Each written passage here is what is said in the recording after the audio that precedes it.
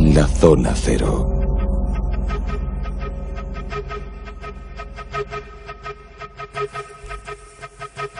Nos situamos en Oriente Medio, en una zona de cuevas, de montañas, y allí localizamos y encontramos un grupo de asesinos.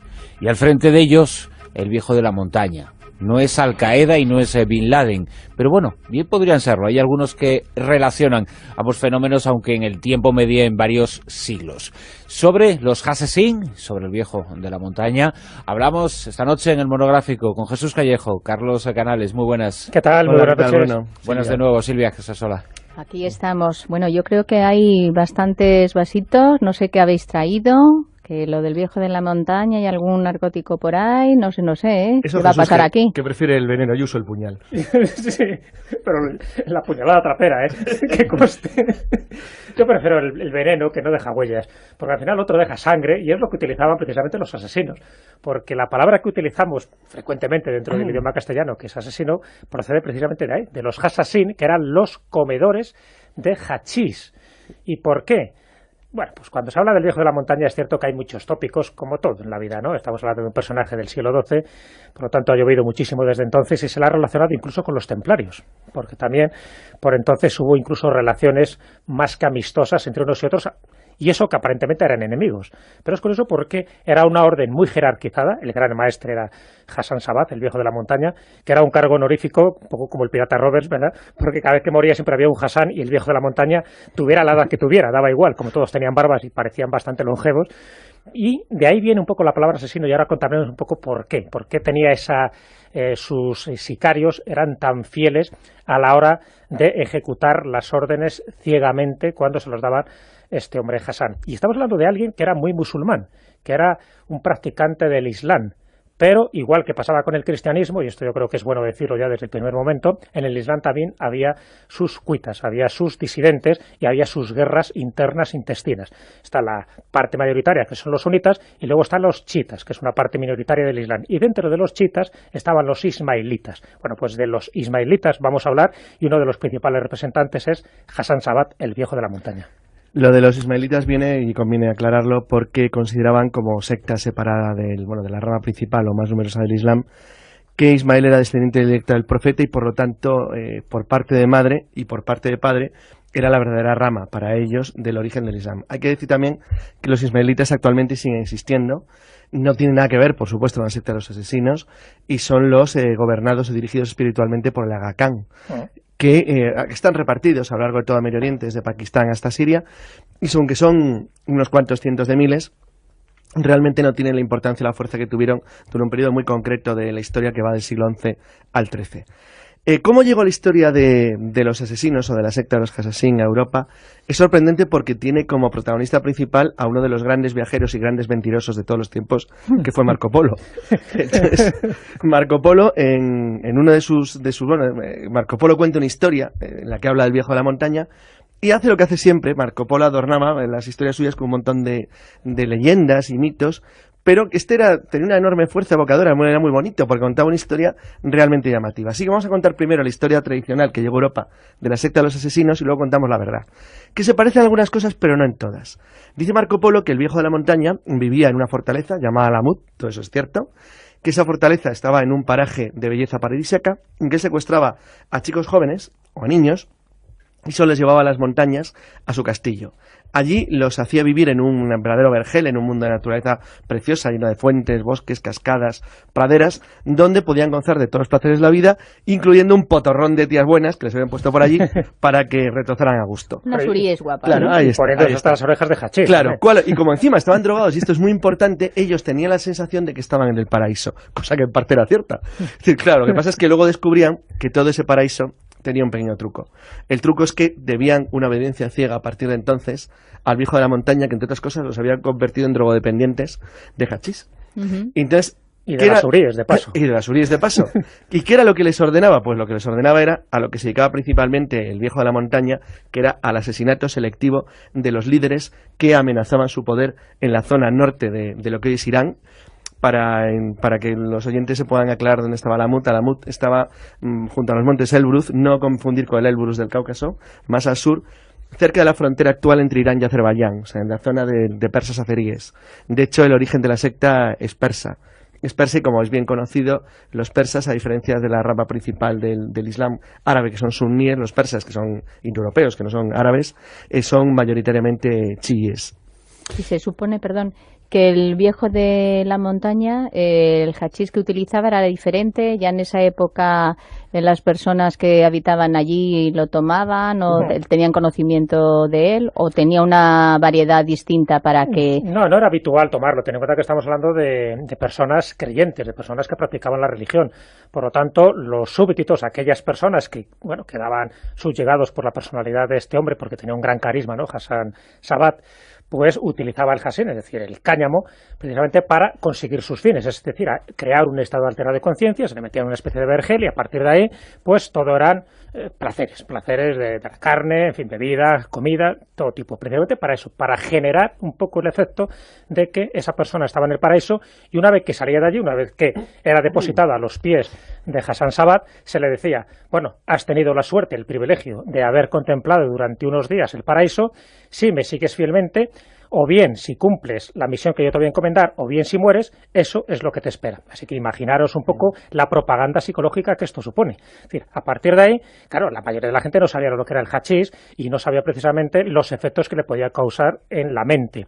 Pero él sí lo sabía. Es decir, él lo que crea como gran maestre es una orden jerarquizada. Es una orden de asesinos, pero ojo, no de asesinos indiscriminados, de estos de vamos a matar para crear el terror, que va. Él iba en contra de los sunitas, en concreto de una dinastía que era de los abasíes. Es decir, eso eran los que, de alguna forma, habían luchado contra su familia y con todos los que él había defendido, y les odiaba a muerte. Pero ya de paso también a los cristianos, es decir, había como dos frentes que él tenía claramente definidos. Empezaron a ser tan eficaces estos señores del cuchillo, del puñal, como se les denominaba a los asesinos, a los hasasín, no olvidemos que de ahí procede la palabra etimológica, eran tan temidos y tan efectivos que no era el clásico sicario que entraba por la noche y luego te pegaba una puñalada, sino que muchas veces formaban parte de, pues como espías durante un tiempo en la comitiva o en el ejército de la persona a la que luego iban a asesinar. O sea, que tenían una paciencia tremenda, se camuflaban a la perfección. Era una especie como de ninjas, pero anteriores un poco y mucho más eficaces incluso que los ninjas. ¿Por qué? Porque esta gente estaba totalmente convencida de que lo que estaba haciendo era para el bien de su jefe, para el bien del territorio dominado por la fortaleza de Alamut, y sobre todo para el bien de la religión que ellos profesaban, que ya digo que era una rama dentro del chiismo. En la época que habla Jesús, que coincide con la vida del Cid, para que los oyentes también se hagan una idea, o sea, a finales del siglo XI, el gran éxito que tuvo en aquel entonces el fundador de la secta, que era Hassan al-Sabat, fue que consiguió apoderarse precisamente de Alamut. Alamut era una fortaleza legendaria ya en la frontera norte de lo que es Irán, de Persia, y le dio una base de operaciones desde la que actuar magnífica. La historia comienza además en el año 1071, que es el año de la batalla de Manzikert, el mayor desastre del Imperio Romano de Oriente, de Bizancio, ante los grandes invasores que acaban de llegar de Oriente, los turcos selyúcidas, que establece una especie de cuña de nuevo poder totalmente diferente del mundo árabe, y eso él lo aprovecha para ir liquidando los adversarios más temibles que tiene en el territorio que empieza a controlar, y extender su poder hacia el norte de Irak y Siria y también hacia el sur de lo que es Turquía. La relación que tuvieron con los templarios, que fue bastante notable y bastante amistosa en parte, se debió a un hecho posterior, ya por supuesto no solamente cuando había muerto el fundador de la secta, sino cientos de años después, cuando, como dice Jesús muy bien, la leyenda del viejo de la montaña se transmitía como la del pirata Robes, siempre había uno. Y a mediados del siglo XIII los asesinos se encuentran con un gran problema, y es que se tienen que enfrentar al mayor poder del mundo en la época, que son los mongoles de Gengis Khan.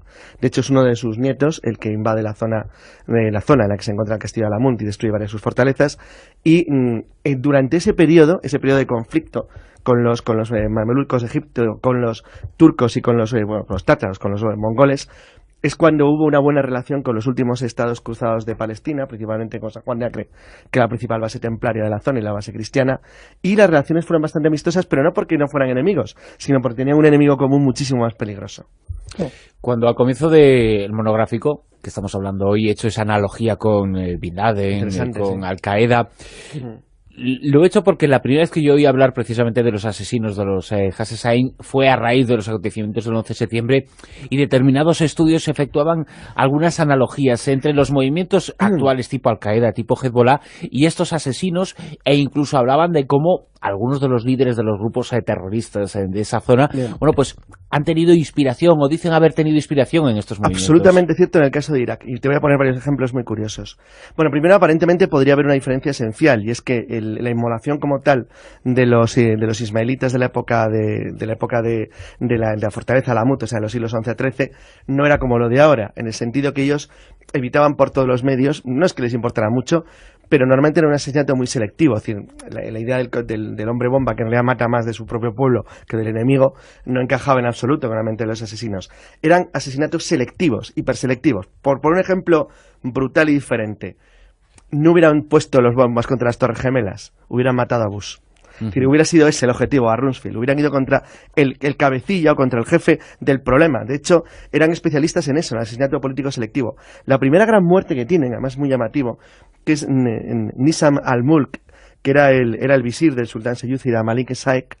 Era además, por cierto, una persona cultísima que había escrito un libro que se llama El libro del gobierno, que es el equivalente al Maquiavelo en versión persa casi. Pues fueron a por él, específicamente a por él, porque era la manera de destruir el poder de los turcos selyúcidas en la región. Entonces atacaron directamente a la cabeza. Entonces, en ese sentido, la forma en la que trabajaban hizo pensar a algunos historiadores una cosa que no está probada, aunque la voy a decir, pero no hay pruebas al 100% de que lo hicieran, y es que habían copiado de los celotes judíos, la idea del ayuno homicida, es decir, el no comer ni beber hasta cometer un crimen. Eso yo creo que no lo hacían, entre otras cosas, porque impedía hacer lo que decía Jesús, esa planificación metódica, lenta, de largo plazo de sus operaciones contra los enemigos que elegían. La verdad es que eran bastante peor que la mafia, o sea, como te hubieran marcado, date por muerto, porque iban a por ti hasta que te cogían. ¿Cómo estaban estructurados? Como lo ha dicho Jesús, era una especie de estructura muy parecida a las órdenes de caballería, incluso parecidas a los ribats de los árabes de la frontera musulmana con España, es decir, donde había órdenes de guerreros que protegían las 3 marcas de frontera entre los siglos IX al XI. Pues era algo parecido, eran comunidades porque realmente Alamut era la fortaleza principal, pero toda la zona norte de Siria, de Irak y de Irán, había fortalezas de los Hassasin, donde se concentraban para hacer eso. Es decir, era una especie de orden muy parecida al monacato medieval templario hospitalario. Es decir, no eran monjes guerreros, pero tenían un aire, había algo muy parecido, era una estructura jerarquizada que tenía incluso algunos elementos, lo que pasa es que no lo conocemos bien, probablemente vinculados a la simbología, a los ritos, muy parecido incluso a algo parecido a lo que podrían tener los masones, por ejemplo. Era una especie de orden de caballería espiritual. Es muy curioso porque se habla de que esta orden secreta, no lo olvidemos, que era súper secreta pero jerarquizada, sirve de inspiración para los caballeros templarios y luego también incluso sirvió de inspiración para los franciscanos. Fíjate qué curioso, ¿no?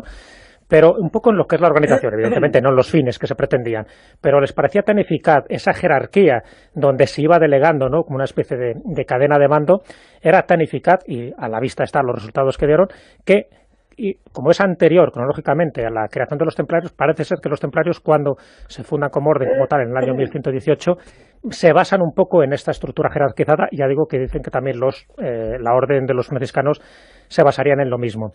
Lo sorprendente de esta gente era que ellos tenían un concepto religioso muy heterodoxo, muy esotérico, se podría decir, y me explico. Es decir, ellos pensaban que se podía conseguir el conocimiento, la experiencia de Alá, de Dios, a través de la razón universal y no pensaban que fuera solo a través del conocimiento que te transmitía el Corán. Por lo tanto, no se les podría calificar de fundamentalistas. No, no lo eran. Eran chiitas, y dentro de los chiitas hay como 4 grupos distintos de los chiitas, bueno, pues los ismaelitas, o los nazaríes, como también se les llamaba, en fin, los ismaelitas, que es el nombre que reciben en Egipto, todos ellos propugnaban lo mismo, es decir, no eran fanáticos religiosos, sino que era una línea religiosa que actualmente se sigue extendiendo dentro del Islam, ¿no?, para que es minoritaria, ¿no? Entonces ellos tenían un concepto de esa jerarquía espiritual, una caballería que era, pues, un poco sí, mitad monjes, mitad guerreros, que lo que hacían era para el bien, precisamente, de las ideas religiosas que ellos tenían. Es decir, no pensaban que el Corán fuera la ley absoluta para ellos, sino que ellos pensaban que se podía llegar al conocimiento de Alá a través de otros medios, cosa que a los sunitas pues les caía muy mal, ¿no?, esta concepción religiosa. Y luego ellos lo que sí tenían era eso, un claro carácter de aquellos que eran malos, los que había que perseguir, los que había que asesinar, ¿no? El caso del visir que acaba de comentar Carlos, y fijaros que otro de los objetivos que ellos ponen en su punto de mira era Saladino, ni más ni menos que el gran Saladino. De hecho, se sabe que por lo menos hubo 2 atentados contra Saladino. Ninguno de los 2, evidentemente, consiguió sus objetivos. Pero uno de ellos, es decir, cuando él está a punto de atacar la fortaleza de Alamut, y aquí cuento un poco el por qué eran tan temidos y tan reverenciados pues los adeptos a la orden de los asesinos, era que cuando quieren asesinar a Aladino, cuando hay un cerco, ¿no? Hay todo un sitio montado para conquistar por fin esta fortaleza, que sabían que era el epicentro y el punto fuerte de los Assassin. Bueno, pues uno de estos asesinos entra en su campamento de noche, llega hasta su alcoba. Él previamente había hecho extender, porque ya sabía que había rumores, había hecho extender un lecho de cenizas para precisamente ver las pisadas de alguien que pudiera entrar allí. ¿Por qué? Porque corría el rumor de que esta gente podía ser invisible en determinadas circunstancias, es decir, que dominaban la magia y podían hacerse invisibles para perpetrar sus asesinatos. Entonces él siempre tenía una especie, alrededor de su lecho, pues ceniza, toda una especie de... una especie de alarma periférica a la antigua. Periférica, porque no se fiaba solo de los guardianes que tenía de su guardia de corps. Bueno, pues clava un puñal en la almohada, este supuesto asesino, que no le llega a asesinar, y en la almohada coloca una nota junto con el puñal.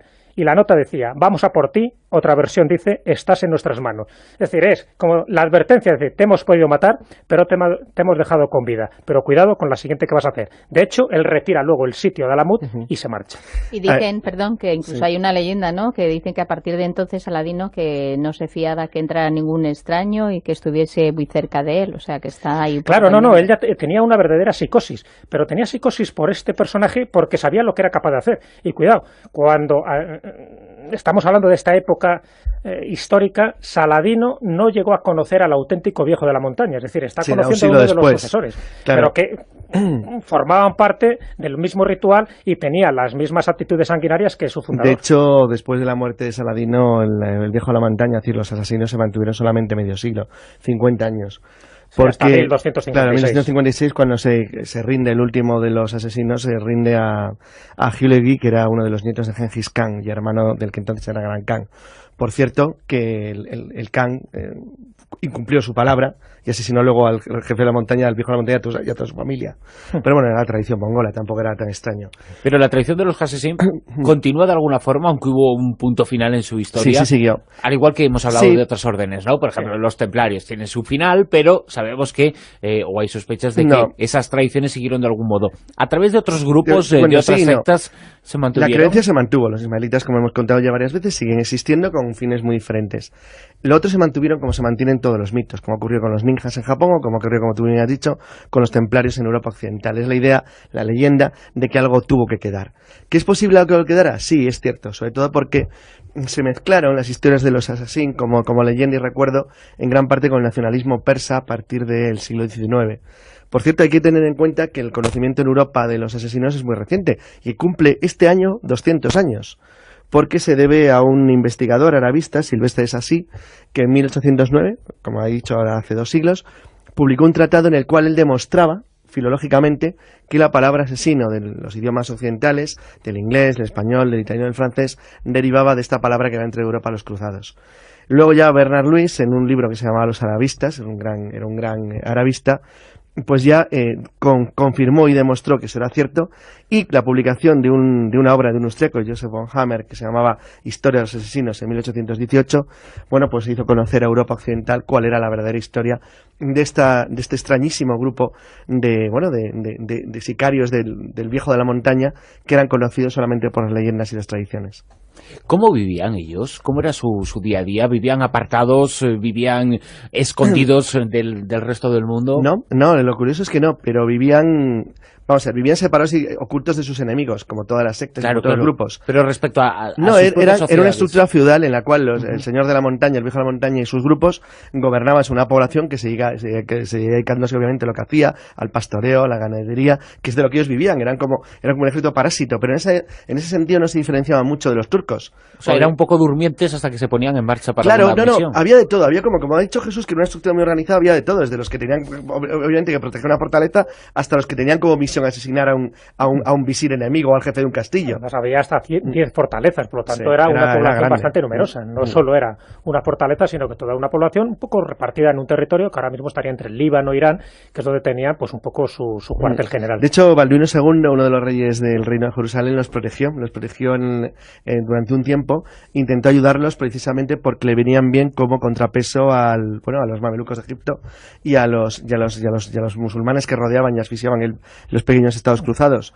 Se cargaron a uno de los reyes de Jerusalén, Sí. a Conrado de Conrado. Montferrato en 1192. O sea que daban a diestro y siniestro, tanto a los suyos como a los cristianos, ¿no? Por eso eran muy temidos, porque no mataban a un adlátere cualquiera, a un mercachifle, sino que iban directamente a la cabeza. Y En así esto Saladino se salvó de milagro. Descubrieron algo muy interesante que luego volvió, por ejemplo, Europa Occidental tuvo una enorme importancia en el siglo XIX, que es la búsqueda del asesinato de los líderes políticos, del líder, ir siempre contra el responsable y olvidarte del pueblo, porque sabían que hacían un daño tremendo y desorganizaban la estructura. Casi son los inventores del magnicidio, en cierto modo. Sí, en cierto modo, el magnicidio como arte político, como arte, o sea, literal. El magnicidio ha existido siempre. Pero es que en el caso del asesino es que era el objetivo. El objetivo era descabezar a sus enemigos a cualquier nivel que buscaran. Podía ser desde el alcaide o el jefe de un castillo hasta el soberano de un reino. Iban a por él. No, pero es que yo lo que he estado documentando un poco, que eran perseverantes, ¿no? Que lo que hacían era, primero se suponía que decían de excusa que iban a por los corruptos, que a los buenos gobernantes no les hacían nada.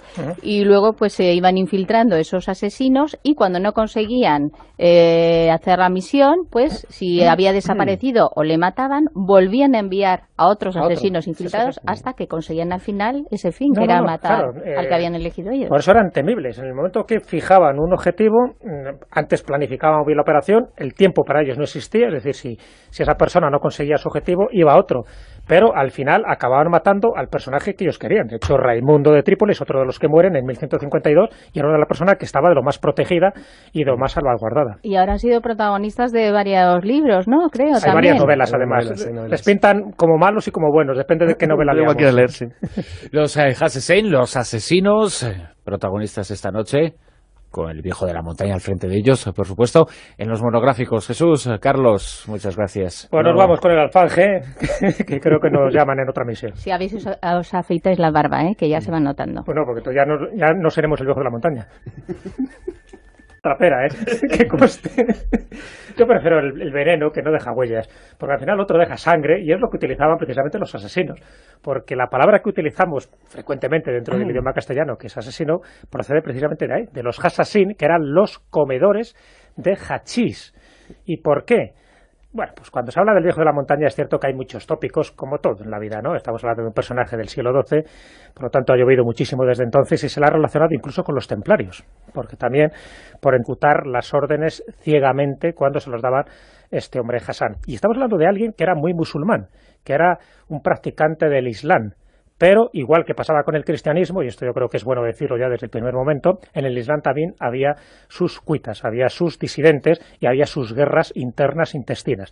Está la parte mayoritaria, que son los sunitas, y luego están los chiitas, que es una parte minoritaria del Islam. Y dentro de los chiitas estaban los ismailitas. Bueno, pues de los ismailitas que relacionan ambos fenómenos, aunque en el tiempo medía en varios siglos. Sobre los Hassesin, sobre el viejo de la montaña, hablamos esta noche en el monográfico con Jesús Callejo, Carlos Canales. Muy buenas. ¿Qué tal? Muy buenas noches. Buenas de nuevo, Silvia Casasola. Aquí estamos. Bueno, yo creo que hay bastantes vasitos, no sé qué habéis traído, que lo del viejo de la montaña y algún narcótico por ahí, no sé, ¿qué va a pasar aquí? Que prefiere el veneno, yo uso el puñal. Sí, pero la puñalada. Entonces hubo incluso relaciones más que amistosas entre unos y otros, y eso que aparentemente eran enemigos. Pero es curioso porque era una orden muy jerarquizada. El gran maestre era Hassan Sabat, el viejo de la montaña, que era un cargo honorífico, un poco como el pirata Roberts, ¿verdad? Porque cada vez que moría siempre había un Hassan, y el viejo de la montaña, tuviera la edad que tuviera, daba igual, como todos tenían barbas y parecían bastante longevos. Y de ahí viene un poco la palabra asesino, y ahora contaremos un poco por qué. Por qué tenía sus sicarios eran tan fieles a la hora de ejecutar. La Zona Cero.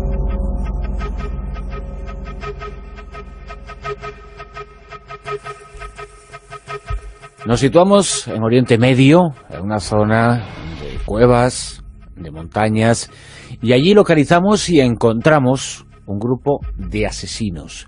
Y al frente de ellos, el viejo de la montaña. No es Al Qaeda y no es Bin Laden, pero bueno, bien podrían serlo. Hay algunos